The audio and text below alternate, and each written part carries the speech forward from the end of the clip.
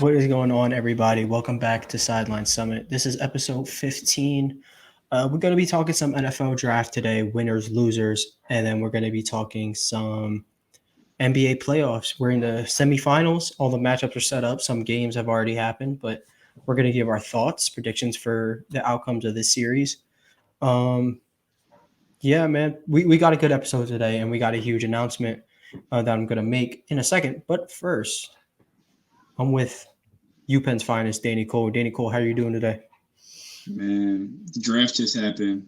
I think my Steelers are really big winners. QB of the future, QB of the now, Kenny Pickett. Let's get into it. Reach of the century. Anyway, a couple things. We are now affiliates of, if you hear any dog eating dog water, I'm just down here with my dog. We chilling. So, just ignore that. But we are now affiliates with Shocked Energy, and we are affiliates with Kong Beer Bong. They're creators of the Kong, which is a can cooler that turns into a beer bong. So, yeah, we'll leave links to those. If you guys are interested, I got some stuff ordered, so I'm gonna have it on. I'm gonna give my honest review on them. But yeah, if you guys want anything, we'll put it in the description below. But without further ado, we should probably get into this, man. Let's talk about some NFL draft winners. Danny, you can go first. Yeah, We'll start with one. We'll start with one. We'll go 1-on-1. I'm gonna go the Baltimore Ravens. It pains me to say this. They got Tyler Linderbaum, best center in the draft, best interior offensive lineman in the draft, and they got Kyle Hamilton, probably my favorite player in the draft. 6'4" safety. I'd agree. They got their Ed Reed of the draft. Man, I'm a Steelers fan. I'm scared. Kenny Pickett will be throwing these balls probably about 4 interceptions a year right to Kyle Hamilton going forward. So I'm scared. David Ajabo, the second round. Ajabo too. Mm-hmm. He's hurt, but that's huge. He's a first round pick. Yeah, that's huge, man. And they got Hollywood for higher than what they drafted him. I think that the fact that they even got a first rounder for Hollywood Brown is insanity. They sent a third with him. Regardless, I still think that is amazing. I think that's a really good job by their manager to do that, pull that off. Maybe the Cardinals knew that D-Hop was going down for PEDs. Perhaps, but Marquise Brown is not the answer. He is not the answer for that problem. I mean, him and Rondale Moore and AJ Green could hold it down for 6 weeks. Probably. Kyler's gonna have to step up to the plate for sure. But yeah, I would agree. I like the Ravens draft a lot. A draft I liked a lot were the Jets. They did a very good job at drafting best player available. Just making a lot of moves. I think they got the best corner. I think they got the best corner in the draft. I've been huge on Gardner. I think they got the best receiver in the draft in Garrett Wilson. I've been huge on Garrett Wilson. And then to get Jermaine Johnson about where you should get him, about late first round. And they traded up to get him, good spot. I think they did a really good job. I have one knock on the Jets. Big winners for the Jets. I don't like that they took a running back. Michael Carter had a pretty good solid season last year. They could have signed a running back. I mean, I love Breece Hall. I don't like that they took him that early. That's my only problem. They could be something. I think the expectation is playoffs. You got the young quarterback. You got some weapons. You got a pretty good defense. The defense is looking pretty solid. I think that's the expectation. They're still the worst team in the East, unfortunately. You don't know that. You don't know until you play. But it's a harsh truth. The expectation is playoffs, whether you're favored or not.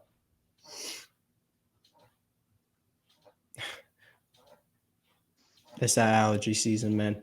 Bless you. Allergy season. All right. So you're gonna take your second winner now. Who is your second winner of the draft? My second winner is the Kansas City Chiefs.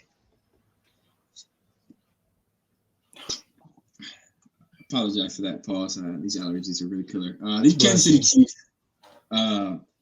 really good corner, and they had a really weak cornerback room last year. Trent McDuffie can come in, start immediately. George Karlaftis should have been a top 15 pick, and they got him at 30. Really good job by the Chiefs. And the list just went on and on. They got Leo Chanel, Amanda the third. Who's the other linebacker they got? Yeah, just look it up. Wasn't too in on their draft after the first round. Let me see this. They got Brian Cook and Sky Moore in the second. Brian Cook. Yeah, I heard about that Sky Moore pick. Yeah, I mean, my sister's friends, Isaiah Pacheco even got drafted by the Chiefs. It's pretty cool. That's dope, man. It really goes on and on. The Chiefs, everyone's saying, oh, they're not going to win the West. They're my pick to win the West still. That's fair. I think that's more than fair. Patrick Mahomes is that guy. The defense is getting very good again. Mm-hmm. Man, watch out. Watch out for these Kansas City Chiefs. Don't sleep on this team. I agree. I mean, you still have arguably the best player in the world. You still got arguably the best tight end in the league. You revamped some defensive moves. Got some weapons still. I mean, they're not Tyreek Hill, but I mean, people are sleeping. You have Juju, MVS, Hardman, and Sky Moore. Like, you act like these are all bums. You got weapons. I mean, yeah. I mean, sure, they're not Tyreek Hill, but I mean, definitely more than exceptional. Especially when your quarterback is arguably the best in the game. So I'd agree with you on that. Tyreek Hill is going to have a down year more than what he had with the Chiefs. I think he benefited off of Mahomes' escape artist ability and going to make things happen after the play's dead. Which I think he'll still have a good year. He'll have a good year, but I think he'll have to change the way he runs routes, because sometimes he runs these very long developing routes that may not be happening with Tua Tagovailoa. I'll tell you that. Yeah, but I mean, they could get him on some underneath game. There's a lot of ways you could use an athlete like Tyreek Hill. I'm pretty sure they'll figure it out. The Chiefs will figure out, their offense. They'll be steamrolling like normal. My second winner of the NFL draft is no other. My Philadelphia Eagles. First of all, I wasn't a big fan of the Jordan Davis pick because it had nothing to do with Jordan Davis. It was like I wanted Kyle Hamilton that bad. Danny talked me into the positional value thing. I really like the Jordan Davis pick. I would have been fine with him or Hamilton, but Jordan Davis, he's going to be huge for our, that's probably one of the core pieces of our team is that front seven. And we get the quarterback's best friend, which is, first of all, you're getting arguably a top 10 receiver in the game. I would say maybe 11, 12 range. So you get that. You pay him. So he's going to be here rocking out with your young quarterback who is his best friend, which is an underrated aspect of Jalen Hurts' leadership. And it proves, if a top 15 receiver wants to come play with a guy, he's got to be good. So that means the organization shows faith. Our new wide receiver 1 shows faith. Or I don't know, or if Smitty becomes a wide receiver 1, that's a duo I'm really looking forward to. Huge dub by Howie Roseman. The second round pick, at first, I wasn't big on it either. Drafting a center, we're so early, drafting a replacement. I'm like, yes, this is what keeps our offensive line consistently one of the best in the league. But the fact that we were still able to get Nakobe Dean, a guy that a lot of people thought we were taking round 1, to get him in round 3, I really like the pick. A little concerned about his injury history, but if he says he's good, he's good. I don't know. He's who's your source? The player. If he says he's good, he's good. I think we're good on that. And then in the later rounds, we drafted an edge rusher that not an edge rusher. Well, we drafted a good edge rusher who was giving Penning hell at the Senior Day or the Senior Bowl.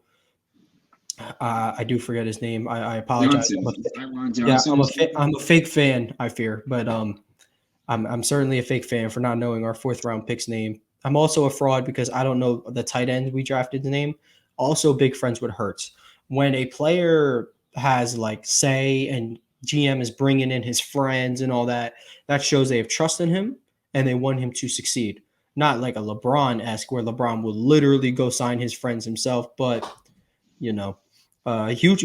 I think that was a win. Eagles are winners. I expect nothing short of a playoff win at least this year.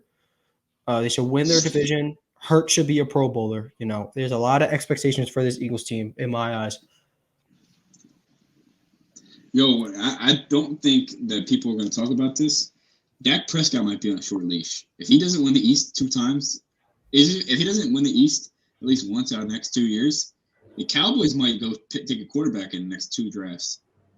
I mean, he's slowly entering that Kirk Cousins range. And I thought he was on the path of a more Russell Wilson range, but nah. I mean, they can't pull the strings together when it matters most.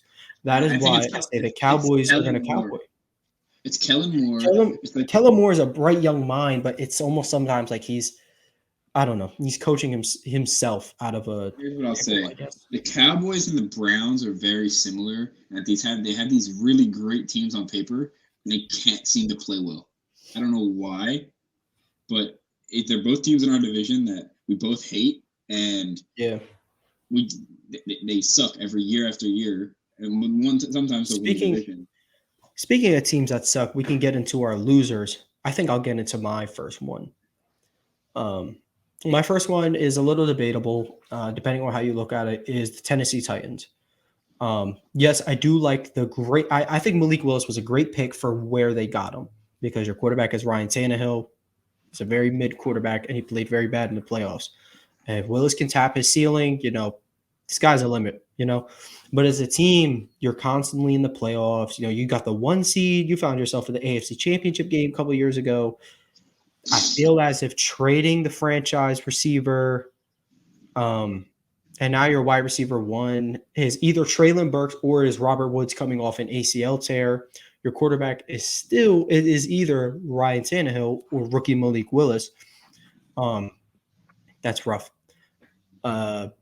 Honestly, it could work out if Treylon Burks, he gets active early, which I think he's an AJ Brown type of player, but it depends. It depends how he adjusts to the NFL game. I'm not as much as a loser.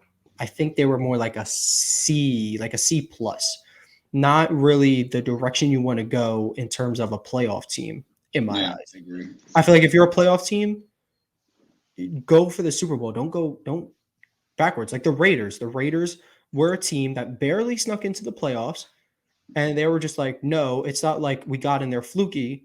Like, let's get Devontae Adams. Let's try to go win a Super Bowl. Let's only go up. I like that mentality much over the Titans. Kind of backtracking, but it doesn't seem like they're going to be tanking. I don't know. That it's like didn't make them better, didn't make them worse draft, and you can't really have that if you're trying to go win a Super Bowl. Here's what I'll say. I liked what the Titans did in the draft. I don't like what they did trading AJ Brown. I think it's kind of confusing because you're really on a risk of being a win now team, and you're trading a win now receiver, and you don't want to pay him because you have Ryan Tannehill in the books. So if they would have kept AJ Brown, paid him, and then went and drafted Willis in the second round or third round like they did, and then dumped Tannehill to some like lowly team like the Panthers, I would have been fine with it. But they didn't. They traded their best player on the team away. I mean, arguably. I mean, Henry and AJ Brown carried the team, but yeah, you see what I'm getting at. Who was your first big loser of the draft? I want to hear it. I mean, there's 2 picks. I'm gonna go with the first one. The Cowboys. They just let me get their draft up. It's really bad. They took Tyler Smith in the first round, a tackle who has flagging issues. He doesn't know how to draft well. In the second round, they took a troubled defensive end, Sam Williams. He gets around the edge sometimes and has good games, but low motor. You want to take more established guy in the second round. I think Jalen Tolbert pick. Sorry, I just wanted to comment on the Smith pick. Banking on potential is hard because potential will get you fired. But yeah, I see what they were doing, but I agree, bad pick. And then you got like Jalen Tolbert is really good. I think he could be really good in the NFL, especially coming with He's going to start. It's CeeDee Lamb, him, and Gallup, who's coming off knee surgery. That's it. And they have James Washington too, but this dude should start. He can make an impact on the team, but he's not. He's brought wide receiver up 11 or 12 in the class for a reason, right? So he has his flaws. And you took a tight end. Why? Your defense is the one getting flamed. I don't get it. I agree. Why you get the ball rolling? Give us the second loser, and then I'll finish off with my last draft loser. The second loser took the worst player in the first round. They took an offensive lineman who had a third-round grade. The New England Patriots, man. They're so. What does Belichick think he knows better than other people? This offensive lineman might be like a sleeper in the draft. You don't take a sleeper in the first round. You take him in the third round. And this really made me mad because the Patriots are right there. They're in the playoffs. They lost by 40 to the Bills, though, which is kind of but they still also gave the Bills trouble all year. It's easy to find a team lacking, in the playoffs. I'd agree though. If you're right there, I don't know, there were still guys on the board I think you could have taken. George Pickens was, I think, a projected second rounder, but the late first round, that's a good pick. No. You know what they did though? They took what's his name?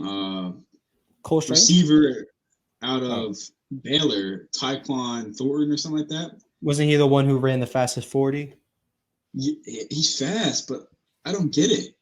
You don't just take a dude because he's fast. His film's not. You got to take a baller. Insane. You got to take a baller. I definitely agree. Garrett Wilson didn't run the fastest 40, but he's second receiver off the board because he's good. I get it, man. I don't like what they did. They drafted good linebackers. They drafted pretty solid offensive linemen. I think they just reached, and I think it's not where it is. People are going to say, "Oh, the Steelers are losers of the draft because X, Y, and Z." They reach for a quarterback. I think the Steelers do not fall under the category of losers, but they're not clear-cut winners. I think 4 years from now, if Pickett is a Pro Bowl quarterback, they're going to look back at this draft and say the Steelers were all-time winners this draft. I'd agree. I think they were stagnant in my eyes. Not in the receiver room. I think they got way better with Pickens. My second draft loser would have to be the Washington Commanders. Your first round pick, you spend it on a guy who, Jahan Dotson, type of guy, can't get physical, can't stack his guys, gets beat. As a route runner, you want to stack your guy. If he's physical, you get physical with him. Do not get beat off your line. And he's someone who gets pushed to the sideline too many times. And that makes the ball harder because you want to throw it and then you want to drift to the sideline to catch it. You can't do that. You can't give him that room if he's already pinned to the sideline. Definitely wasn't a fan of him. And there were just better options on the board. And honestly, and then throughout this whole draft, they didn't solve their long-term answer at quarterback. Let's be real. Carson might be there for a year, maybe. Man, Sam Howell could give Carson a run at starting. They did draft him? Oh, they did draft him because you texted me about that. I don't know if Sam Howell will be their long-term answer. I'm not high on him in comparison to this draft. I think Sam Howell could play in the NFL. Maybe he can fit in this year, but I don't think that's their long-term answer at quarterback. Especially in a division that is winnable every single year. And then they reached on that Alabama. Was it a tackle or edge? I think it was a tackle, right? I think a tackle. They took another tackle. Yeah. They reach on these guys. Their D-line is literally one of the best in the NFL. You have everywhere else to fix. Everywhere else to fix. Their corners are all right. They could have took a safety. They could have stayed where they were and took Kyle Hamilton, but they just decided not to. I don't know why. I don't know. You're probably very happy that they didn't. But yeah, no, I would hate to have to. I would hate to have to play him. But yeah, big losers. It's not that picked horrible people. It's that they picked people who weren't an obvious needs for their team. Exactly. Maybe they're trying. I mean, you can say the same thing about the Eagles. Oh, Eagles needed to pick Jordan. Didn't need to pick Jordan Davis. Fletcher Cox is old. Brandon Graham's old. Yeah, man. But like the Commanders team, Deron Payne is pretty young. Chase Young is young, obviously, double young. And Montez Sweat is young. I mean, it's always good to have D-line depth, but like, at what cost? Your offense has been bad. You lost your best guard, Brandon Sheriff, to the Jags. It's just very questionable. Very questionable. Yeah, man, I would agree. Yeah, those are our draft winners and losers. Yeah, again, we were both happy with what our teams did. I'm even happy for like what the Giants did, even as a rival. But yeah, this was a loaded class, a lot deeper than a lot of people think. Like we had dudes who were supposed to go on day 1, going like day 4, mostly the quarterbacks, but like Matt Corral, or he might have got 3rd round. I'm sorry, but still, guys got drafted a lot later. Even some guys people thought were going to get drafted maybe on day 3 went undrafted, like Justin Ross, because of his injury history. Yeah, huge draft. We're going to move on to the NBA. We're going to be going over some series, you know. We're going to start with the Grizzlies Warriors because we got a Ja super fan here. The Grizzlies lost game 1 by 1 at home to the Warriors on a Ja Morant missed game winner, but he still played spectacular. Jordan Poole, Klay Thompson, Steph Curry played spectacular. I think the Warriors get them out of there in 5, though. That's a demoralizing loss to have as a young team. You can't lose to an experienced squad when it's in your grasp. You know what I mean? I think 5. I want to hear your thoughts before I continue. I want to hear your predictions for the rest of the series and thoughts on game 1.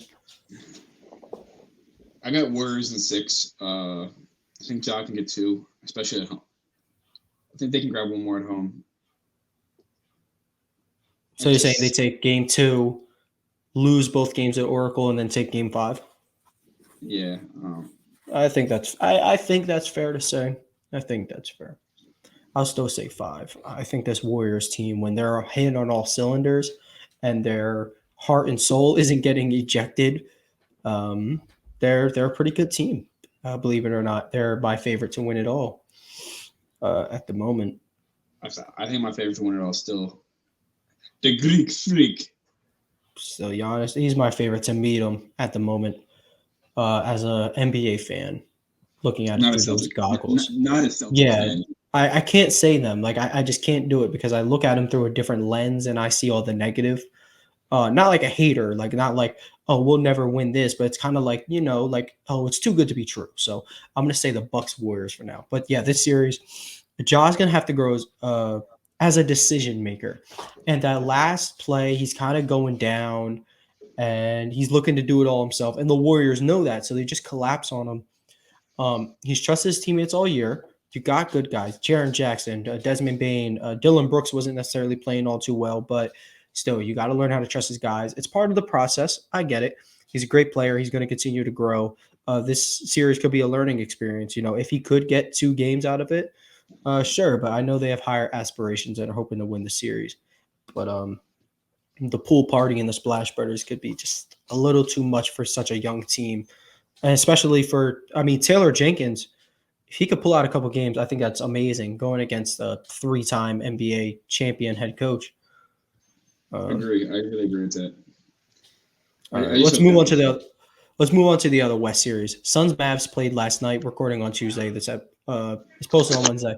Suns Mavs played last night. Luka Doncic played, of course, amazing. Maxi Kleber played pretty well in the first half. He went 5 for 6 from 3. But the Suns pull it out. The Suns are so unbelievably deep. This is such a good team. This kind of reminded me of like an old Cavs team having to play one of these stacked Boston teams where they're just so deep and they got a good coach. At the time, Doc Rivers was a good coach, believe it or not. I don't know. I like the Suns team a lot, man. Man, the more I look at it, the more I'm thinking it's going to be Suns-Bucks rematch. And Booker going to get his revenge. I think if they were to play again, I don't think the Suns would get their revenge. But That's a very favorable matchup to happen again. I really The think LeBron that Warriors. if the Suns play the Bucks again, that the Suns will win in 6. Think so? I think they can shut the Ayton can shut down Giannis a little bit in the paint. Oh, the same dude who dropped 50 on them boys? 50. Dropped 50 50 on piece, them to win the 50 series. piece. Yeah, you know who wasn't there at that point playing that good defense? Mikal Bridges, straight out of Great Valley. Mikal Bridges was there. He wasn't playing that same defense though. He was there, but he wasn't It playing don't that. matter. It don't matter because there's no one on this planet who can guard Giannis. I mean, I can. Anyway, we're getting ahead of ourselves. Let's actually talk about Giannis now. Celtics Bucks game 1. Again, same thing I said with Grizzlies. Celtics young team. You let a win. This was a 12-point game, but trust me, it was more than winnable. The Celtics had one of the worst offensive outings of the season. Like this is what that Celtics team looked on offense in like November, December. Like these dudes were bad. And defense was pretty great. You hold a good Bucks team to 1-on-1. You hold Giannis to struggling shooting numbers, but he gets up there because he's a master at getting to the line. Cough, Embiid, and Harden. Hey man, I think it's an art. I won't be mad at someone for getting free throws. Obviously, when I'm in my Celtics mode, I'm gonna be screaming at Scott Foster and be like, "Oh, you can't fucking call that, whatever." But I understand. He plays physical, and you got to match it. We got the bodies to throw at him, of course.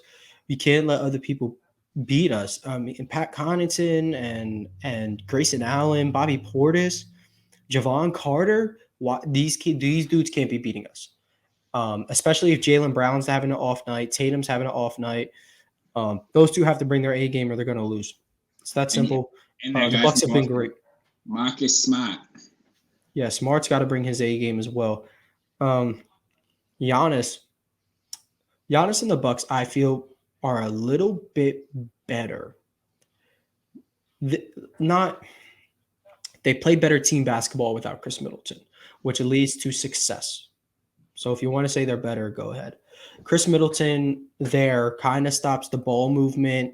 He is a bucket getter. That's what he is. He's an elite 3-level scorer.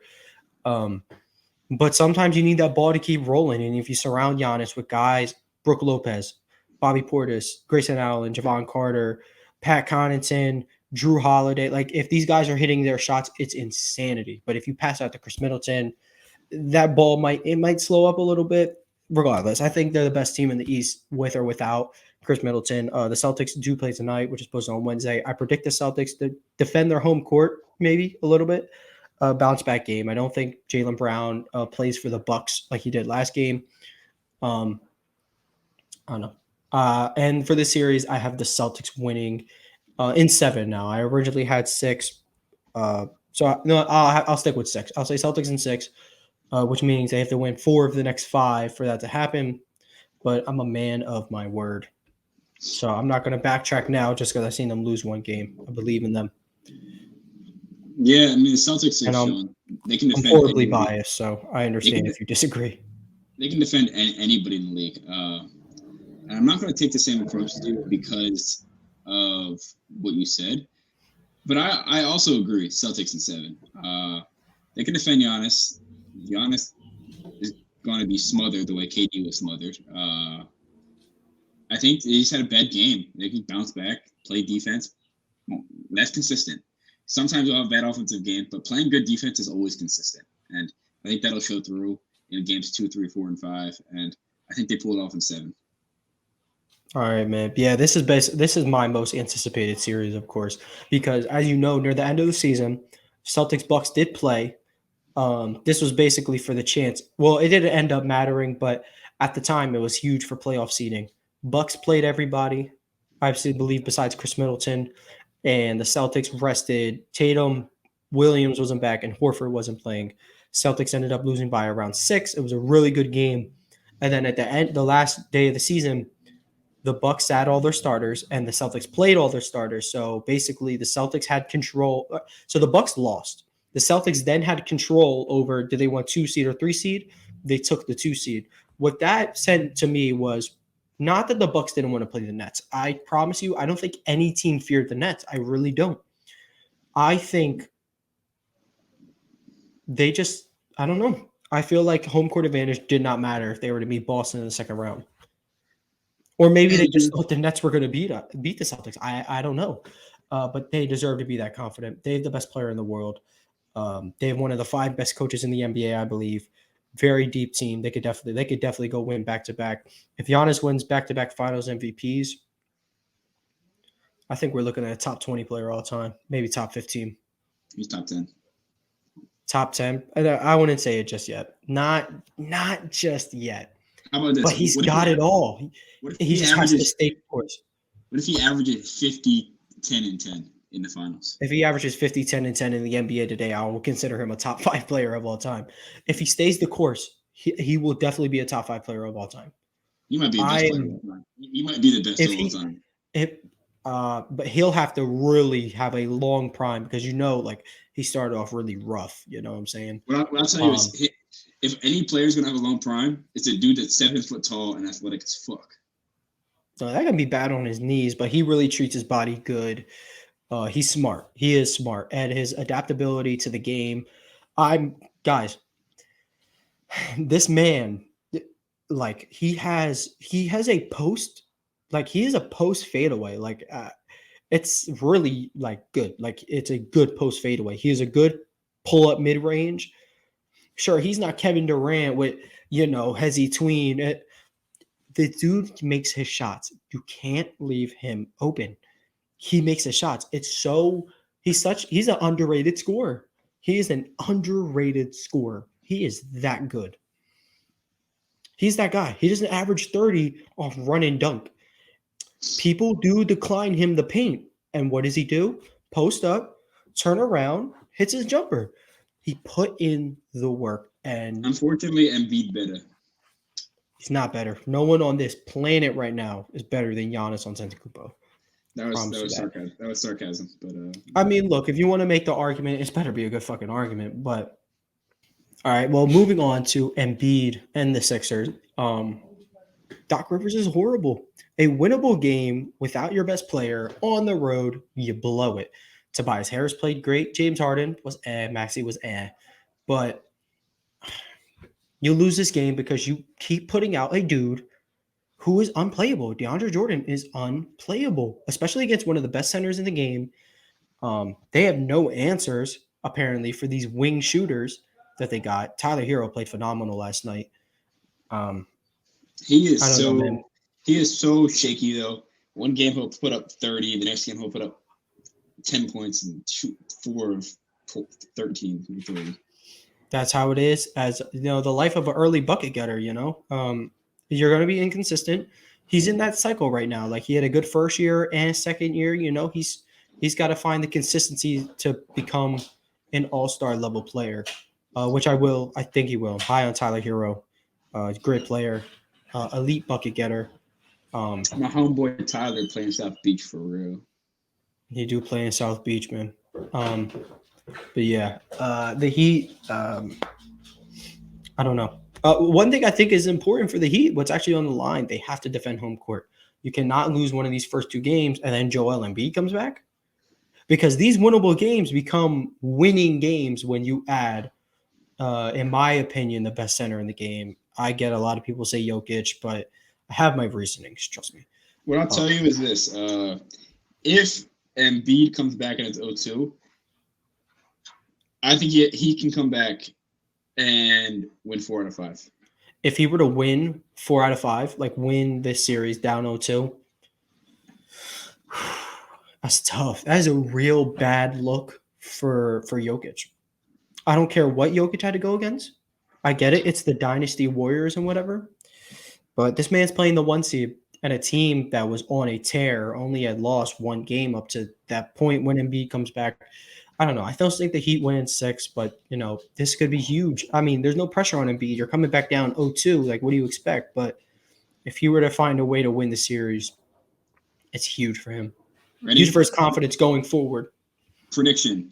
Embiid in 7, Sixers in 7, fadeaway 3, game winner Embiid. By Embiid. Yep. I would love if it was like 7 seconds on the clock, inbound at low post, you got Bam on him. Best defensive center in the league.